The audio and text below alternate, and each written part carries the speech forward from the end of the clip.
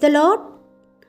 ఫిబ్రవరి 9వ తేదీ 2025. ఈరోజు దేవుని వాక్యము యోహాను సువార్త 16వ అధ్యాయము 24వ వచనము. మీ సంతోషం పరిపూర్ణమగినట్లు అడుగుడి, మీకు దొరుకును. మరి అనేక సార్లండి దేవుని దగ్గర ఎన్నో మనము ప్రార్థనలు అడుగుతూ ఉంటాము, కొన్ని పొందుకుంటాము కూడా. అయినప్పటికీ మన హృదయాలలో సంపూర్ణమైన సంతోషం ఉండదు. పరిపూర్ణమైన సంతోషం మనము ఎప్పుడు పొందుకుంటామంటే, దేవుడు మన జీవితాలలో ఏదైతే నిశ్చయించినాడో, తన చిత్తాన్ని ఎరిగి మనం జీవిస్తామో అప్పుడే పరిపూర్ణమైన సంతోషం గలవారమై ఉండగలుగుతాము. కొలస్సీలకు రాసిన పత్రిక 3వ అధ్యాయం 1-3 వచనాల్లో, మీరు క్రీస్తుతో కూడా లేపబడిన వారైతే పైనున్న వాటినే వెదకండి అని ఉంటుంది, పైనున్న వాటి మీదనే మనసు పెట్టండి అని ఉంటుంది. అయితే మనం భూ సంబంధమైన వాటి మీద మనసు పెడుతున్నాం కాబట్టి మన సంతోషం పరిపూర్ణం కావట్లే.